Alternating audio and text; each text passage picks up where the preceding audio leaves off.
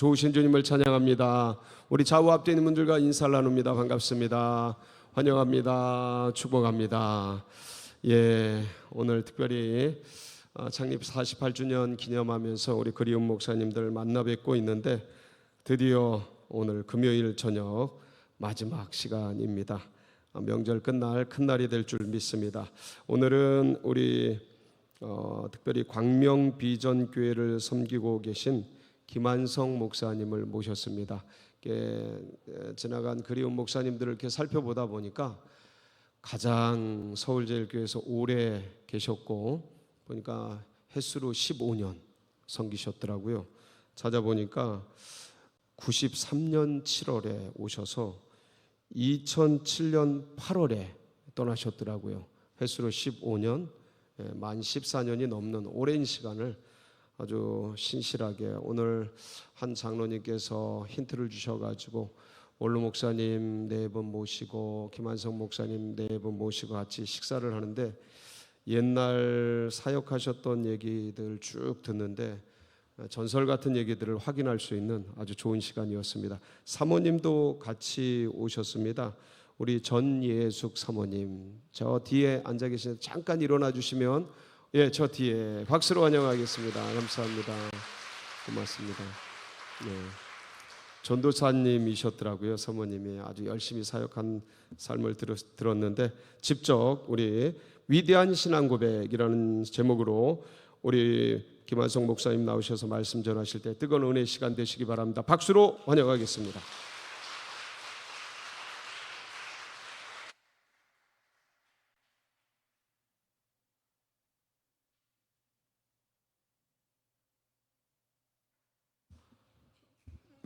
반갑습니다. 우리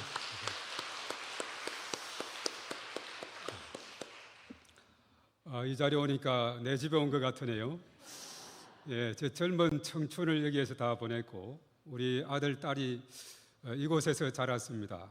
벌써 딸이 시집을 가서 제 손녀가 초등학교 3학년, 그 둘째는 지금 유치원 인천 송도 국제유치원 다니는데 2년차 내년에 또 초등학교 입학을 하게 돼요. 아들은 같이 집에 살고 있고 제가 30대 초반에 와서 40대 후반에 떠난 정든 장소가 바로 이곳이고 또 오늘 이렇게 보니까 옛날 모습 그대로 제가 떠난 지가 18년 정도 됐더라고요. 그런데 우리 앞에 우리 장로님들도 그러고 다 참 여전한 그런 모습들, 우리 성도님들 그동안 하나님께서 또 함께 하셨던 그 일들을 들으면서 정말 하나님 은혜가 너무나도 크다는 것을 다시 한번 깨닫게 되었습니다. 특별히 48주년 행사를 앞두고 우리 최봉수 담임 목사님이 한 달여 전에 연락이 왔어요. 무슨 말씀을 전할까 고민도 했는데 오늘 하여튼 하나님께서 주어진 시간에 또 귀한 시간으로 역사해 주실 줄로 믿습니다. 추억이라는 그런 또 주제가 있더라고요. 이 추억이라는 것은 뭐냐 하면 과거를 기억하고 배우고 거기에만 머물지 말고 미래를 계속해서 개성해 나가는 거거든요. 그런 의미에서 볼 때 사실 여기 오면 추억이 많습니다. 아까 우리 원로 목사님과 사모님 또 우리 담임 목사님 4분과 함께 융숭한 대접을 받으면서 많은 이야기들을 했는데 정말 하나님께서 그동안에 역사했던 그 놀라운 일들 정말 서로 이야기할수록 은혜가 되고 또 감동이 깊은 그런 시간이었습니다. 제가 서울제일교회 와서 그 당시 1청년회를 그때 이제 좀 나이 많은 청년회를 조직해서 가장 먼저 제가 93년도에 와서 95년도에 필리핀 단기 선교를 갔거든요. 그것이 참 가장 처음 기억이 나고 그때 4개 팀으로 갔습니다. 의료 선교팀, 그리고 사형리 영어 선교, 그리고 드라마 팀, 유치원 팀 이렇게 나누어서 갔는데 가장 인기는 의료 선교 팀이었습니다. 거기서도 많은 또 역사가 일어났고 또 병원에 한 번도 가지 못했던 분들이 또 우리 간 팀들을 통해서 치료의 손길을 또 볼 수가 있었고 정말 감격적인 시간이었어요. 그래서 다녀와서 한떡지라고 또 책자도 조그만하게 그때 만들었던 기억이 나고 있습니다. 그리고 이제 교구도 맡고 하여튼 제가 여기서 많이 맡았어요. 행정 부분이라든가 참 많은 부분들을 맡고 또 노인대학을 맡았었고 또 교정선교회 요즘도 하고 있습니까? 예, 93년부터 우리 저 황건사님 계시네. 대장. 93년부터 한참 동안 하다가 또 여건이 맞지 않아 가지고 또 중단하고 했은 그런 기억이 나고 유치장에 가서 예배를 드리면서 또 거기서 복음을 전했던 그런 기억들이 있고 특별히 제가 2007년부터 2007년까지죠. 93년부터 2007년까지 있다 보니까 가만히 우리 이렇게 계산을 해보니까 정중앙에 2000년이 있어요. 새천년이 바꾸어지는 그 가장 과도기 상황에 제가 있었습니다. 그래서 가만히 보면 처음부터 오자마자 이 이신모 목사님이 전도에 대한 열정이 너무나 많아가지고 아까도 많이 이야기했습니다만은 여러 가지 현장 전도 또 무속인 전도 뭐 많은 전도들을 활동을 했죠. 뭐 그런 거 다 나누자면 끝이 없고 사실은 시간이 쭉 지나면서 2000년 넘어 들어와서 서울제일교회가 많은 프로젝트가 오늘날 하고 있는 것이 그때 시작이 됐어요. 2001년도 2월 달에 제1기 JTTS가 열렸고 우리 이호천 장로님이 계속 수고를 하시는 것 같은데 아까 물으니까 45기를 하셨다는 것 같아요. 참 세월이 많이 흘렀죠. 그때 저는 네팔팀에 가서 현장 다녀왔고 또 태국하고 일본 팀이 그때 1기에 있었죠. 그때도 참 많은 감동이 있었습니다. 그리고 제가 사실 역사 편찬위원회 목회실 대표로 들어가서 20주년 1977년에서 1997년 소책자 역사 편찬 그때 만들었거든요. 그 역사를 너무나 잘 압니다. 2002년도 12월 달에 우리는 셀교회로 간다. 이신모 목사님이 선포를 했던 그 날이 기억이 납니다. 2002년 12월 달입니다. 그리고 이신모 목사님이 지시를 해서 알파 코스 이번에 보니까 51기를 했다고 하는 것 같아요. 각종 세미나를 참여하고 막 이렇게 자료를 수집해서 시작을 했던 것이 2005년 4월 21일입니다. 1기 시작한 게. 제가 이곳에 있으면서 13기를 마치고 갔는데 벌써 51기 세월이 참 많이 지났죠. 특별히 알파 코스 하면 구가가 뭡니까? 치유에 대한 것이거든요. 하나님은 오늘도 치유하신다. 우리 박천현 장로님도 앞에 계시는데 그때 하여튼 많은 이빨이 황금으로 바뀌고 또 백검이 순금으로 바뀌고 귀신 들린 자가 쫓겨나고 팔이 또 어떤 분은 길이가 차이가 나는 분이 있어요. 막 보니까 책가방을 이렇게 한쪽으로 메고 다니다 보니까 약간 똑바르지 못해가지고 나사렛 예수의 이름으로 왼팔은 잘할지어다 하면 팍 균형이 안 맞잖아요. 오른팔이 잘할지어다 왔다 갔다 하는데 양팔이 제대로 제이체를 할지어다 탁 이렇게 되고 이런 일들도 있었고 어떤 자매는 첫째를 낳고 한 10년 정도 둘째가 없는 거예요. 나사렛 예수의 이름으로 태의 문이 열릴지어다 출산이 됐어요. 아마 그 청년이 지금 나오는지 모르겠어요. 한 20살 전후 됐을 텐데 하여튼 이런 일들이 참 있었던 것이 기억이 납니다. 하나님은 오늘 이 시대도 여전히 치료하시고 또 역사해 주시는 줄로 믿습니다. 또 오늘 이 밤에도 하나님께서 우리 가운데 함께 하시고 크신 은혜로 인도해 주실 줄로 믿습니다. 그래서 하여튼 과거 이야기 하자면 끝이 없고 해서 그 정도로 매듭을 짓고 오늘 말씀으로 들어갔으면 합니다. 오늘 특별히 이 말씀은 예수님께서 특별히 갈릴리 지역에서 이렇게 복음전도 활동을 하시다가 어디에 가셨느냐? 빌립보 가이사랴 지역에 가게 됐죠. 우리 한번 지도를 한번 비춰주시기 바랍니다. 미리 제가 전달했는데 이 와이드로 하니까 이스라엘 지도는 이게 길이로 해야 좋은데 이 보통 와이드 하니까 좀 퍼졌는데 저것이 오늘날 이스라엘 지도, 예수님 시대의 이스라엘 지도라고 보면 되겠습니다. 그 북단에 보면은 빌립보 가이사랴, 이것이 이제 개역 성경 개정에서 그렇게 되어 있는데 전에는 가이사랴 빌립보 이렇게 이제 하고 있죠.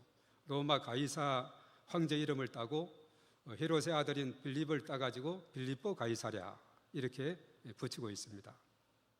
아주 흘먼산 아래 최북단인데 저기에 예수님께서 제자들과 함께 가서 있었던 이야기가 오늘 읽었던 바로 마태복음 16장 13절에서 20절에 있는 본문의 말씀이 되겠습니다. 그리고 다음 사진을 하나 보여주겠습니다. 저것이 바로 예수님께서 쭉 다니시면서 복음을 전했던 그런 그 장소를 색깔별로 이렇게 칠했습니다. 저기도 보면 빌립보 가이사랴가 북단에 있는 것을 보게 되죠. 그래서 예수님께서 저 빌립보 가이사랴에서 제자들과 있었던 그 이야기를 오늘 나누고자 하는데, 특별히 그 장소에서는 예수님께서 최초로 순환을 예고했던 그런 장소가 바로 빌립보 가이사랴 그 지역이 되고 있습니다. 그리고 나중에 이제 내려와서 17장에서 가서 22절, 23절의 말씀에 보면은 갈릴리 지역에서, 그리고 20장의 18절하고 19절에 와서 보면은 이제 예루살렘 올라가는 길에서 순환을 3번이나 예고를 하는데, 가장 첫 번째 예고가 빌립보 가이사랴에서 예고를 했다, 이렇게 성경은 기록하고 있습니다. 자, 그럼 이제 본문으로 들어가서 빌립보 가이사랴에서 제자들과 함께 예수님이 대화를 했던 그 주제가 뭐였는가? 뭐였습니까? 사람들이 인자를 누구라 하느냐. 우리 한번 그거 비춰주시기 바랍니다. 이 본문, 자, 여기 우리 한번 다 같이 한번 읽어볼까요? 13절의 말씀 우리 다 같이 읽어주시기 바랍니다.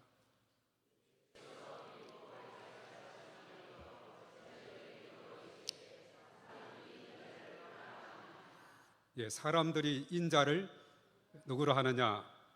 그래서 인자는 예수님을 의미하고 있습니다. 바로 여기서 주제는 뭐냐 하면 사람들이 예수님을 누구라고 하느냐, 이런 질문을 합니다. 그래서 이제 대답들을 하죠. 그 주변의 상황을, 여론을 들어서 대답을 하는데 뭐라고 대답했어요? 인자를, 자, 우리 있네요. 14절 시작. 이르되 들으는 세례요한, 들으는 엘리야, 어떤 일은 예레미야나 선지자 중에 하나이다. 자, 이것은 사람들이 세례요한, 엘리야, 예레미야, 선지자 중에 하나라고 이렇게 대답을 했다는 거죠. 그런데 중요한 것은 뭐냐면, 남이 뭐라고 말하는 게 이거보다도 가장 중요한 것은 뭐냐 하면, 내가 예수님을 누구라고 알고 있고 누구라고 믿느냐, 이것이 중요한 겁니다. 자, 여러분들은 예수님을 누구라고 생각하고 믿고 있습니까?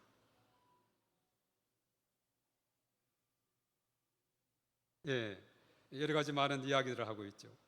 나는 예수님을 누구라 하느냐? 한마디로, 한 단어로 우리 각자가 있을 거예요. 예수님은 나의 누구시다? 구주시다. 예, 나의 생명이시다. 뭐 하여튼 여러 가지 많이 우리가 말씀을 할 수가 있습니다. 나의 인도자가 되시고 또 나의 소망이 되시고 여러 가지 이렇게 말씀을 하시게 되는 것이죠. 사실 우리가 성경 속에 봐도 예수님에 대해서 고백했던, 삼위일체 하나님에 대해서 고백했던 사람들이 많아요. 도마 같은 경우는 나의 주, 나의 하나님 되십니다. 그리고 백부장은 예수님이 십자가 돌아가시는 그 장면을 보고는 진실로 하나님의 아들이십니다. 그렇게 고백했죠. 우리가 다니엘 시대에 보면은 다니엘시 6장에서 다니엘이 금령을 어기고 여전히 기도했죠. 그래서 무슨 굴에 들어가게 됐죠? 사자굴에 들어갔는데 사자가 잡아먹었을까요? 안 먹었을까요? 안 먹었죠. 왜 그랬어요? 하나님의 사자를 보내서 사자 입을 꽉 막아버렸어요. 머리털 하나 상하지 않았습니다. 그래서 이 장면을 보고 다리오 왕이 다니엘을 아꼈었는데 밤새 잠도 못 자고 금식하고 새벽녘에 가서 다니엘을 부르니까 소리를 하거든요. 그래서 다니엘을 끌어올리고 대적했던 사람들을 사자굴에 집어넣는데 가족까지 넣는데 다 잡아먹었다 이렇게 말하죠. 이러한 것을 보고서 이제 다리오 왕이 뭐라고 했습니까? 하나님은 살아계신 하나님이시다. 예. 영원히 변하지 않으신 분이시다. 구원도 하시고 건지기도 하는 분이다. 이적과 기사를 행하는 분이다. 뭐 이런 여러 가지 표현을 했어요. 그리고 사실 시편에 보면은 다윗이 하나님에 대해서 많은 말씀했죠. 여호와는 나의 목자시다. 여호와는 나의 반석, 구원, 요새시다. 뭐 이렇게 많이 표현을 하고 있죠. 우리도 각자 예수님을 믿으면서 예수님은 누구시다 하는 분명한 신앙의 고백이 우리에게 있어야 될 줄로 믿습니다. 자, 그런데 너희는 나를 누구로 하느냐 이렇게 질문했을 때 선임 제자가 있었는데 누구였죠? 예, 베드로였죠. 베드로는 뭐라고 했습니까? 자, 우리 16절 나왔습니다. 다 같이 시작. 시몬 베드로가 대답하여 이르되 주는 그리스도시요 살아계신 하나님의 아들이시니이다. 예. 주는 그리스도시요 살아계신 하나님의 아들이십니다. 아주 핵심을 말했어요. 자, 예수님이 누구라고요? 그리스도. 또 예수님이 누구라고요? 하나님의 아들이시다. 이렇게 말씀했죠. 참 정확한 대답을 했습니다. 우리가 요한복음 20장 30절 31절 한번 띄워주세요. 아까 부탁을 했는데. 자, 다 같이 읽습니다. 시작. 예수께서 제자들 앞에서 이 책에 기록되지 아니한 다른 표적도 많이 행하셨으나 오직 이것을 기록하면 너희로 예수께서 하나님의 아들 그리스도이심을 믿게 하려 함이요 또 너희로 믿고 그 이름을 힘입어 생명을 얻게 하려 함이니라. 예수님이 누구라고요?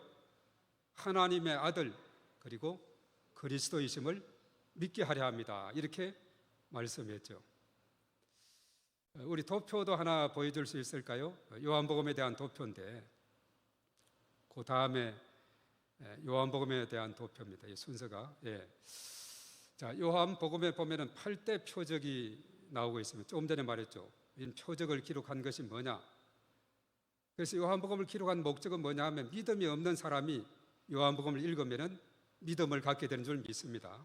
그리고 요한 1서 같이 요한이 기록했는데 구원의 확신이 없는 분은 읽으면은 구원의 확신을 갖게 돼요. 요한 1서 5장 12절 13절 아들이 있는 자에게는 생명이 있고 아들이 없는 자에게는 생명이 없다. 그리고 믿는 자에게 영생이 있음을 알게 하려 합니다. 이렇게 했어요. 자세하게 보면은 이 8대 표적이 나오는데 이 표적을 보면은 첫 번째 표적이 뭐였습니까? 자, 물이 변해서 포도주가 되고 2장에서 4장에서는 왕의 신하의 아들이 고침을 받고 5장에서는 오병 38년 된 병자가 고침을 받고 6장에서는 오병이어 그리고 물일 바다 일을 걸으셨고 그리고 9장에 가서는 맹인의 눈을 뜨게 하셨고 그리고 11장에 죽은 나사로가 살아나셨고 그리고 2장과 20장에서는 십자가에 돌아가신 예수님이 부활하신 것이죠.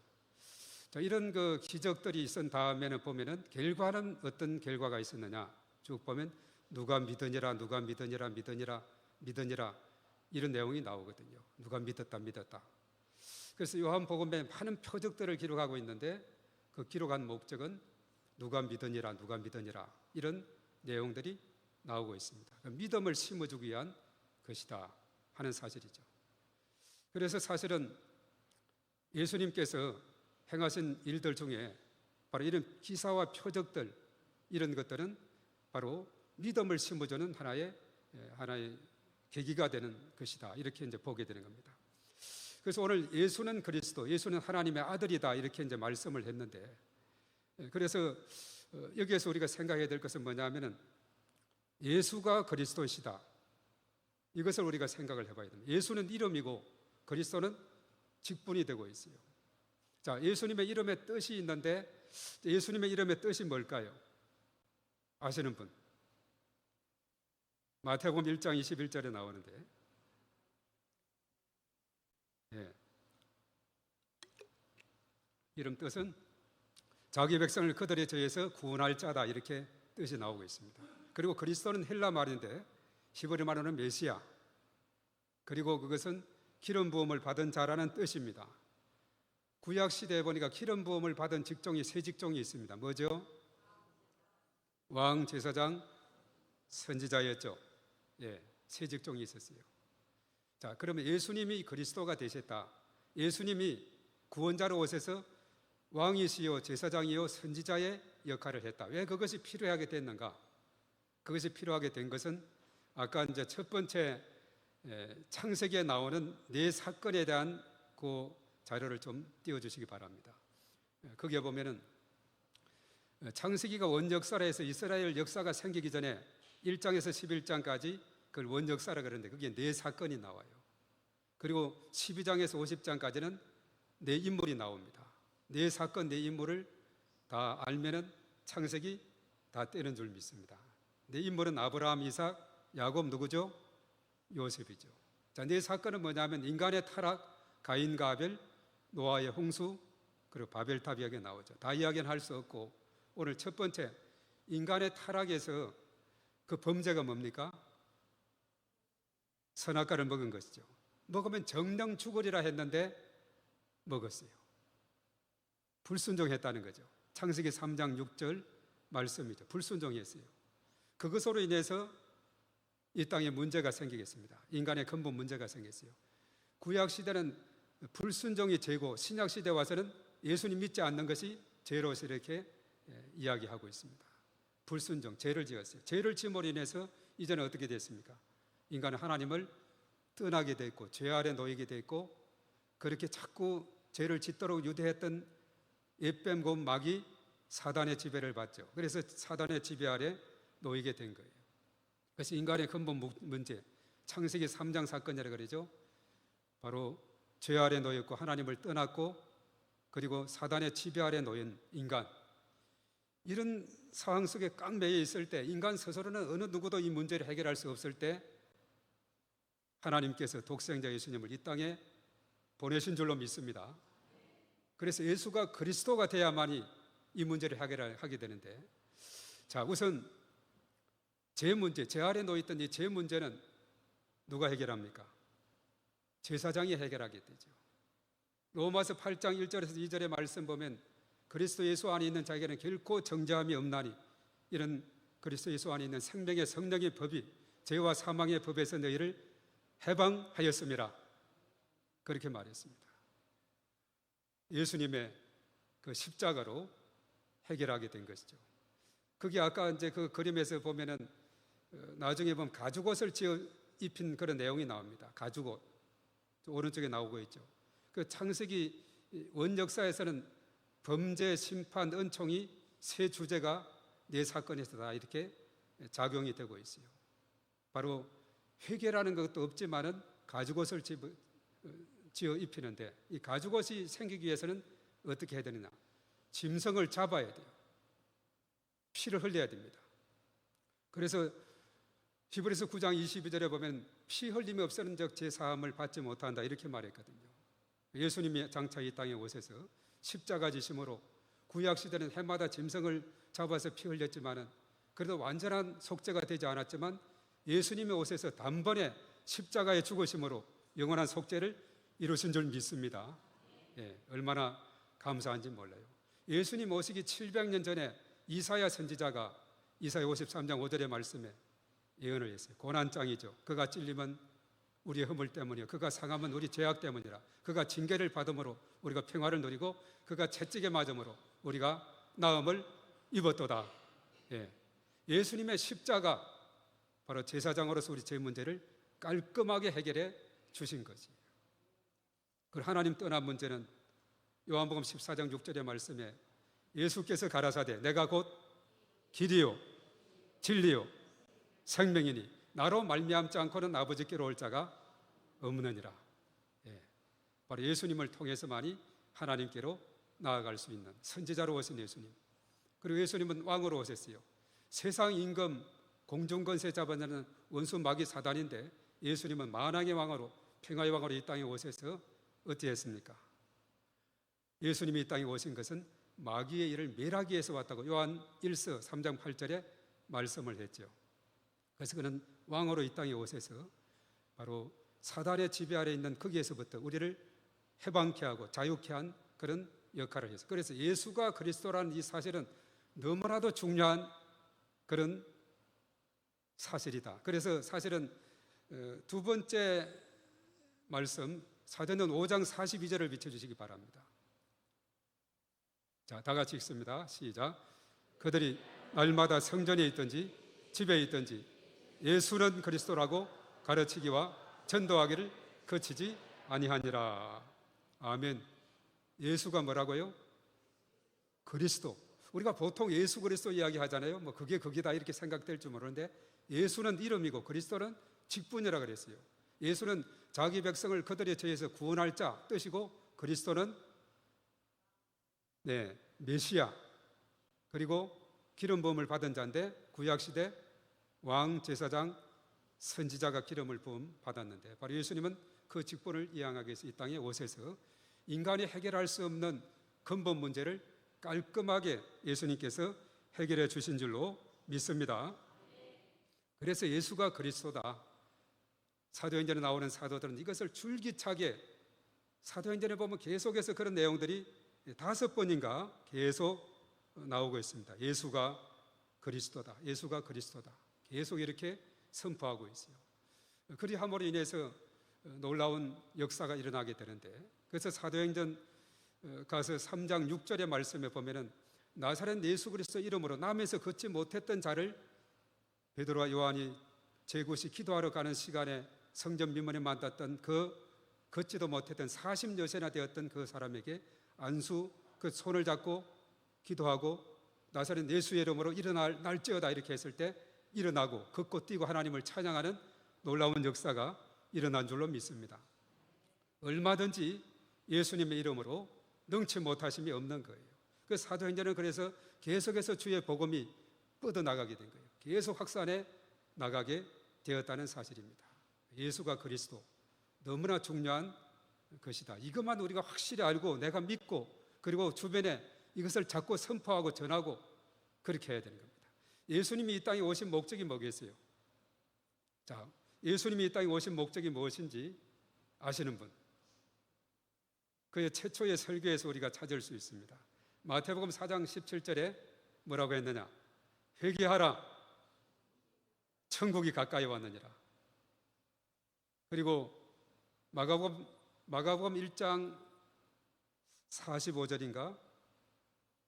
그랬습니다. 15절, 1장 15절이니까 때가 찼고 하나님 나라가 가까웠으니 회개하고 복음을 믿으라 이렇게 했습니다. 예수님의 가르침의 핵심은 하나님 나라예요. 이 땅에 하나님 나라를 세우기 위해서 이 땅에 오셨고 그래서 제자들을 부르시고 세우시고 파송하시고 그리고 하나님 나라를 위해서 애써 수고하셨는데 예수님의 3대 사역이 있습니다. 마태복음 4장 23절에서 25절까지 나오는데 3대 사역이 뭐죠?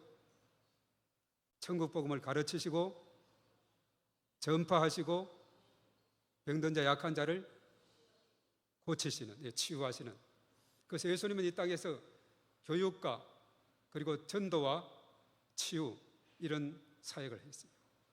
3대 사역이라고 합니다. 좀 전에도 언급했죠.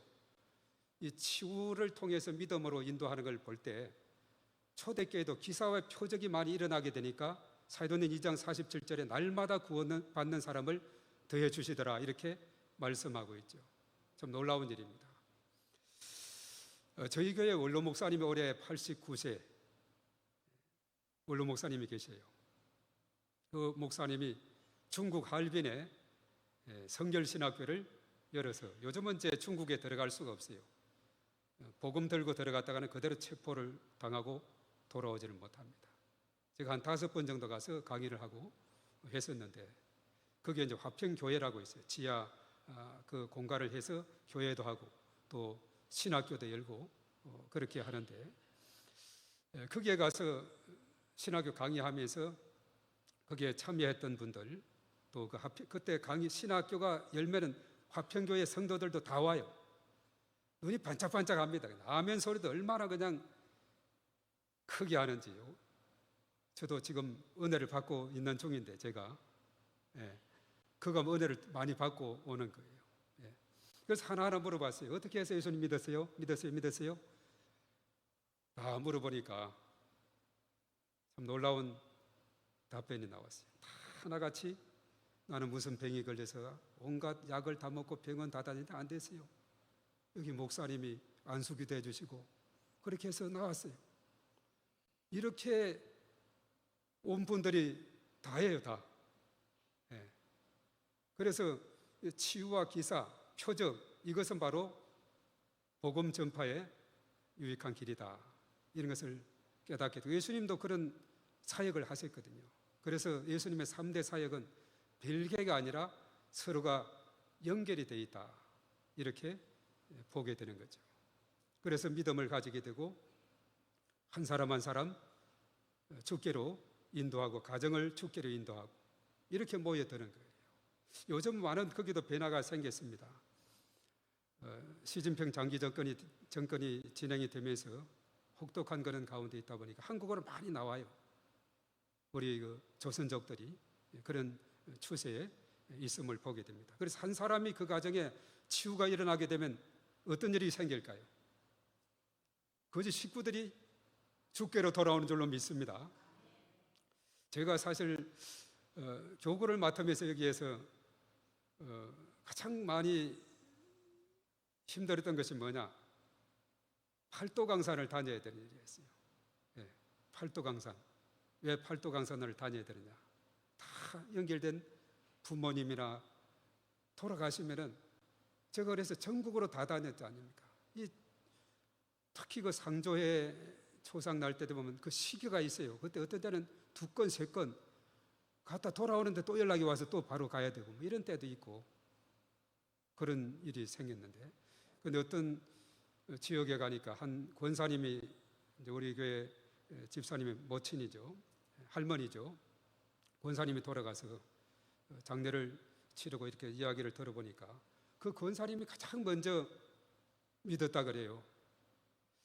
그래서 그 권사님을 통해서 그 남동생이 지금은 장로님이 됐고 더 가족 일가가 돼서 한 70명이 예수님을 믿었더라고요. 그래서 그 권사님은 그 가정의 믿음의 거루투기예요. 우리가 사도행전 16장 31절이 뭔가 압니까? 뭐예요? 주 예수를 믿어라. 그리하면 너와 내 집이 구원을 받으리라. 그래서 어떤 꾀가 많은 사람은 그래요. 주 예수를 믿어라. 그리하면 너와 내 집이 구원을 받으리라. 우리 집사람 교회 다니는데 천국 갈 때 치맛자락 잡고 가면 되지 않을까? 맞습니까? 틀립니까? 틀리죠. 각자 자기 믿음으로 천국 가는 줄로 믿습니다. 그것은 무슨 의미냐 하면 그 가정에 한 사람이 먼저 믿으면은 그 가정이 점점 아까 그 권사님이 믿어가지고 다 이렇게 집안이 믿듯이 이렇게 믿는다는 그런 의미입니다. 중보기도 하고 전도하고 사실 베드로는 누가 전도했어요? 그 형제 누구죠? 안드레가 전도했죠. 안드레는 개인 전도의 명수입니다. 한 사람을 잘 데려와요. 그 베드로를 전도했어요. 요한복음 1장에 보면은. 그런데 베드로는 어땠습니까? 안드레의 전도를 받고 그가 사복음서에는 보면 여러 가지 다혈질적이고 참 모관한 그런 부분이 많지만은 사도행전 2장의 오순절의 성령의 역사를 경험하고는 성령 충만해서 그렇죠. 아까도 말했듯이 3장에서 남에서 걷지 못했던 자를 걷게 하고 또 계속해서 그가 복음을 전했을 때 3,000명, 5,000명 주께로 돌아오는 대중전도의 명수가 된 것을 보게 되죠. 그래서 우리가 이 복음을 전하는 것 정말 자나깨나 저는 너무나도 중요한 것이고 그 가정에서 먼저 믿은 분들이 가족 복음화에 책임이 있는 줄로 믿습니다. 우리 김용태 장로님도 가장 먼저 장로님이 믿었죠. 그것을 보면 얼마나 가족이 또 대가족이 또 예수님을 믿게 되는 그런 믿음의 거루투기가 되죠. 나름대로 여러분들 가정이면 우리 집에는 누가 가장 먼저 믿었다. 저 같은 경우는 우리 큰어머니가 가장 먼저 믿었어요. 큰어머니가 믿어서 6.25 그 통에 그 점이 있을 때 그 가정에 예배를 드리기 시작하다가 맨 소재지에 교회가 세워지는 이런 일이 생겼는데 참 믿음의 거루투기가 있어요. 제가 신학교 다닐 때도 늘 가면 붙잡고 기도를 해주세요. 성령 충만하게 하시고 하나님께서 귀하게 쓰는 종이 되게 하시고 막 이렇게 그것이 지금도 참 큰 힘이 되고 있습니다. 그 한 가정에 먼저 믿는 사람들이 점점 이렇게 온 가정을 복음화하는 것 너무나도 귀한 일이다 이렇게 보게 됩니다. 예수가 그리스도 먼저 믿는 자를 통해서 그 가정 복음화 또 일가 친척 또 이웃까지 복음화되는 이런 놀라운 역사가 일어나는 이런 놀라운 역사가 있어야 될 줄로 믿습니다. 그래서 예수가 그리스도시다. 너무나 중요한 고백이 되고 있습니다. 자, 이렇게 고백을 하니까 베드로에게 축복의 말씀을 주었어요. 어떤 축복을 주었느냐? 그게 축복 세 가지를 줬는데 우리가 사실은 지금도 쓰는지 모르겠습니다만은 영접, 누림, 증거사역 다 아시네요. 예.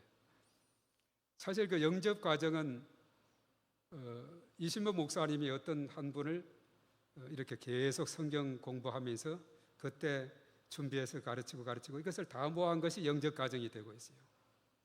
그리고 누림하고 증거 과정은 목사님의 설교라든가 여러 가지 지침을 보고 제가 정리를 했고 그리고 사역은 이정숙 사모님이 정리를 한 거거든요. 그 속에 보면 지금 내용이 이렇게 다 담겨 있는 겁니다. 영접 과정에서 보면 이것이 예수가 그리스도, 인간의 근본 문제 이런 것이 다 있죠. 그리고 사실 영접으로 끝나면 안 되고 이것을 누려야 돼요. 앞에 뭐라고 적었습니까? 한번 읽어보세요. 크게. 이게 중요한 겁니다. 누리는 삶 그리고 전하는 삶 이것이 너무나도 나누는 삶이 너무나도 중요한 겁니다. 이것을 내 것으로 만들어서 누려야 돼. 그렇지 못하면은 우리의 삶은 참으로 무건조한 그런 삶이 되고 있습니다. 지금 8시 53분 저기 맞습니까? 지금 시간이 너무나 많이 가서 제가 이제 마무리를 짓도록 하겠어요. 하여튼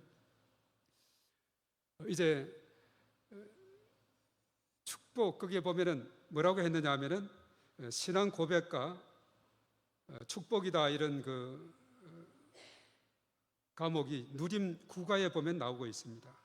그랬을 때 이 반석에 내 교회를 세우리니 음부의 권세가 이기지 못하리라 이렇게 말했습니다. 내 교회를 세운다. 예수님께서 그렇게 말했습니다. 그래서 교회는 뭐냐? 교회 주인은 예수님이시고 교회 기초가 되시고 교회 머리가 예수님이시다. 이것을 의미하고 있어요. 그리고 교회가 존재하는 이유가 뭐냐? 교회가 왜 존재합니까? 복음을 전하기 위해서 교회가 존재하는 줄로 믿습니다. 그래서 서울제일교회가 48주년을 앞두고 귀한 행사 지난 한 주간 동안 피곤하실 텐데 오늘 저녁까지 또 이렇게 오셨고 또 이제 48주년 지금까지 인도하셨고 앞으로도 계속해서 하나님께서 인도하시고 축복해 주실 줄로 믿습니다. 복음 전파를 위해서 존재하는 거예요. 열심히 복음을 전해서 지역 복음화, 민족 복음화, 열방 복음화 이것이 전에 이시모 목사님이 계속 주장했던 것이 기회쟁쟁한데 그래서 제자를 세워서 계속해서 이렇게 복음화해 나갈 때 하나님께 영광이 된다 이렇게 말씀을 했죠. 그래서 교회를 세우는다 이렇게 말씀했고 그리고 음부의 권세가 이기지 못한다. 이 음부의 권세는 죽음의 권세, 사망의 권세, 악한 영의 권세입니다. 영적 문제에서 승리하게 된다는 겁니다. 우리는 부단히 베드로전서 5장 8절의 말씀에 보면은 뭐라고 했습니까? 원수 마귀, 대적 마귀, 사단이 우는 사자와 같이 삼킬 자를 찾고 있다 이렇게 말하고 있어요. 우리가 의식하든지 말든지 그런 가운데 있기 때문에 우리는 하나님의 전신갑주로 무장해서 영적인 싸움에서 승리하는 저와 여러분들이 되어야 될 줄로 믿습니다. 음부의 권세가 이기지 못한다고 그랬어요. 얼마나 대단한 권세입니까? 그리고 세 번째는 뭐라고 했습니까? 천국 열쇠를 줄 것이다. 바로 이것은 여러 가지 해석도 있습니다만은 천국 열쇠는 뭐냐? 열쇠의 역할은 뭡니까? 매고 푸는 역할을 하고 있죠. 기도는 천국의 법의 창고를 여는 황금 열쇠인 줄로 믿습니다. 예수님이 말씀하신 천국 열쇠는 기도의 열쇠예요. 그 성경 마태복음 18장 아까 세 번째 18절에서 19절에 한번 띄워주시기 바랍니다. 다 같이 시작. 진실로 너희에게 이르노니 무엇이든지 너희가 땅에서 매면 하늘에서도 매일 것이요 무엇이든지 땅에서 풀면 하늘에서도 풀리리라. 그 다음에 19절 진실로 다시 너희에게 이르노니 너희 중에 두 사람이 땅에서 합심하여 무엇이든지 구하면 하늘에 계신 내 아버지께서 그들을 위하여 이루게 하시리라. 아멘. 기도 응답입니다. 특별히 합심 기도, 이렇게 집중적으로 특별 기도로 이렇게 합심해서 기도할 때 하나님께서 강하게 역사해 주실 줄로 믿습니다. 그래서 우리는 하늘의 시민권을 가진 자예요. 예수님을 영접해서 하나님의 자녀가 되었습니다. 이제는 우리에게는 특권이 주어졌어요. 복음 전파의 특권도 주어졌지만 기도 응답의 특권도 주어진 줄로 믿습니다. 뮬러라는 사람은 일생에 5만 번 이상 기도 응답을 받았대요. 그래서 우리가 이 땅에 살아가면서 많은 기도 응답을 체험하는 모든 성도님들이 다 되시기를 바라겠습니다. 참으로 중요한 것은 이제 이것을 계속해서 우리가 예수는 그리스도, 잘 정리하자면 이것을 믿고 선포하고, 그리고 주어진 축복, 교회를 통해서 복음이 전파되고 음부의 권세가 이기지 못하는 영적 싸움에서 이기게 되고, 그리고 천국의 열쇠, 기도 응답의 열쇠를 가져서 풍성한 삶을 누리는 우리의 삶이 되어야 되겠습니다. 그래서 이러한 일들이 사실은 반복되지 않습니까? 누가 이런 말을 했어요. 반복에 지치지 않는 자가 성취한다. 우리 한번 따라하겠습니다. 반복에 지치지 않는 자가 성취한다. 다른 말로 미쳐야 미친다. 무슨 말인지 알겠죠? 앞에 미치는 거하고 뒤에 미치는 거하고 뜻이 다른 거 알겠죠? 미쳐야 미친다. 여기에서 보니까 참 여전히 변함없이 이렇게 나오시고 꾸준히 자리를 지키고, 충성된 자는 다른 거 아니에요. 자리를 끝까지 그 자리를 잘 지키는 자가 충성된 자입니다. 계속적인 반복되는 일이 많아요. 우리 삶 가운데 숨을 쉬는 것도 마찬가지고 밥을 먹는 것도 마찬가지고, 우리가 새로운 날이 이렇게 돼서 살아가는 것도 반복되고, 이것이 그냥 우연히 이렇게 되고 당연히 되는 것 같지만은 그렇지 않습니다. 모든 것이 하나님의 은혜인 줄로 믿습니다. 하나님의 은혜예요. 우리가 예수님을 잘 믿는다 해서 사도 다윗이 그랬죠. 여호와는 나의 목자라고 선포하고 부족함이 없다 했지만은 그는 그 앞에는 사망의 골짜기가 있었어요. 그러나 주께서 함께하기 때문에, 나를 지켜 보호하기 때문에 결코 두렵지 않다. 그렇게 말씀을 했습니다. 우리 인생은 해석하기라 그러죠. 요셉이가 형들의 팔림을 받아 노예로 팔렸어요. 나중에 뭐라고 했습니까? 45장 50장이 그랬어요. 하나님께서 먼저 보낸 겁니다. 형님들은 나를 팔았지만은 먼저 보낸 것이에요. 얼마나 멋있는 해석입니까? 그러면서 형님들 걱정 마십시오. 다 돌보고 조카들까지도 다 먹이겠습니다. 우리 언제는 긍정의 마음을 가지고 사도 바울처럼 자족의 마음을 가지고 끝까지 인내하고 나아갈 때 성공의 그 자리에 도달할 줄 믿습니다. 김연아 선수가 수천 번의 엉덩방아를 찌면서 정상에 도달하지 않습니까? 그래서 우리는 반복되는 일에 지치지 마시고 끝까지 힘을 내시고 승리하시는 모든 성도님들이 되시기를 바라겠습니다. 우리 한번 다시 따라하고 마치겠습니다. 예수가 그리스도이심을 믿고 선포합시다. 기도하겠습니다. 하나님 아버지 감사합니다. 많고 많은 사람들 중에서 예수님을 알고 믿게 하시고 예수가 그리스도이심을 깨닫고 고백하며 신앙생활할 수 있도록 인도하심을 감사합니다. 예수님은 우리 인생 문제의 해답이 되시고 예수님 안에서 참 기쁨과 감사가 넘치게 됨을 믿습니다. 어떠한 형편에 있든지 자족하게 하시고 감사하며 살아가는 복된 삶이 되게 하시옵소서. 서울제일교회 창립 48주년을 맞이하여 더욱 성장하며 지역과 민족 열방 가운데 하나님 나라를 든든히 세워가게 하여 주시옵소서. 서울제일교회가 바라고 소원하는 일들이 주님 은혜 아래에서 성취되게 하여 주시옵소서.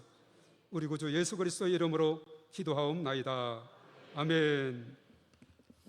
감사합니다.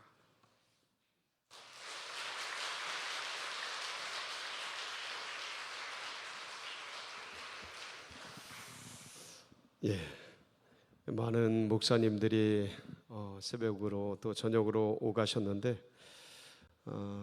해답은 예수 그리스도. 예, 주는 그리스도시요 살아계신 하나님의 아들이십니다.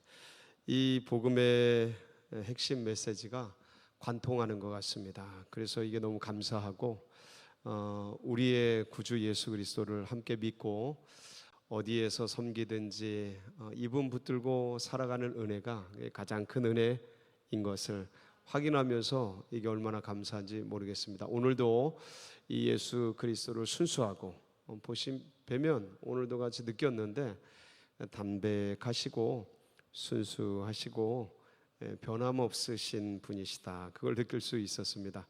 귀한 위대한 신앙 고백을 통해서 살아계신 예수님을 증거해 주신 우리 김한성 목사님 귀한 말씀 감사의 박수로 같이 화답하겠습니다. 감사합니다. 고맙습니다. 네, 계속 더 듣고 싶은데 또 시간의 한계가 있어서 여기서 같이 마치게 되셨는데 우리가 이렇게 또 김한성 목사님 위해서 함께 기도했으면 좋겠습니다.